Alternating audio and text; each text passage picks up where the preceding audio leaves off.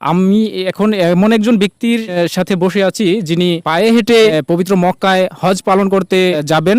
ওনার সাথে আমরা এখন কথা বলবো। প্রথমে ওনার সাথে আমরা পরিচয় হয়ে নিই। আসসালামু আলাইকুম। ওয়ালাইকুম সালাম ও রহমতুল্লাহ। প্রথমে আপনার কাছ থেকে আপনার পরিচয়টি জানতে চাইবো। আমার নাম মোহাম্মদ সাদিম আলী, পিতা মোহাম্মদ সুবেদ আলী মোল্লা, গ্রাম সাহাবিদ্দি, পোস্ট মজিদপুর, থানা উপজেলা তিতাস, জেলা কুমিল্লা। জানতে পেরেছি যে আপনি পায়ে হেঁটে পবিত্র মক্কায় হজ করতে যাওয়ার জন্য প্রস্তুতি নিচ্ছেন, তো আসলে এই বিষয়টা আমাদেরকে যদি একটু ক্লিয়ার করতেন।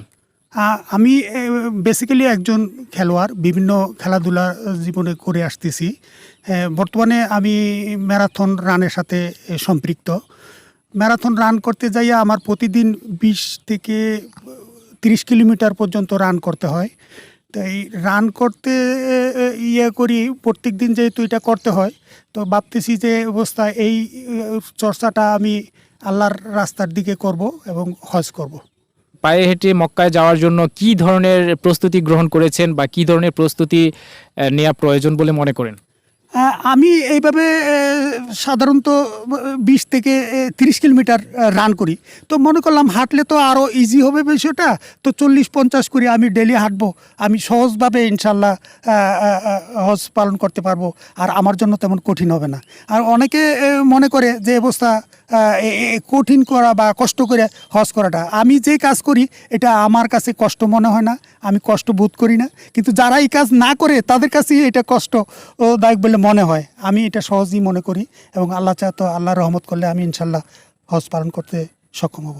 আর সেক্ষেত্রে আপনি কি একা একা যেতে চান, না সঙ্গী হিসেবে কাউকে নিতে চান, বা এই বিষয়টা কত দূর প্রস্তুতি গ্রহণ করেছেন?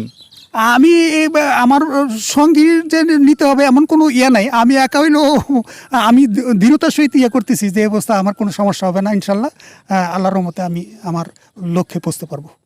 পবিত্র মক্কায় যেতে বাংলাদেশ থেকে কত মাস সময় লাগতে পারে, বা কতটি দেশ অতিক্রম করা লাগতে পারে বলে আপনি মনে করেন? 4টা থেকে 5টা দেশ আমার করতে হবে। তো আমি যেই আমার আছে, আমরা যেভাবে রান করি 40 কিলোমিটার করে হলে আমার 4 থেকে 5 মাস সময় লাগতে পারে বলে আমার মনে হয়।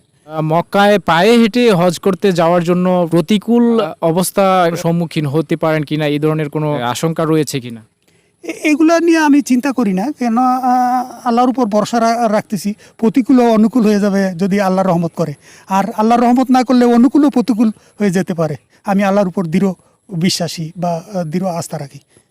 আচ্ছা, দর্শকদের উদ্দেশ্যে কোনো কিছু বলার আছে কিনা যারা এই ভিডিওটা দেখবে আপনার?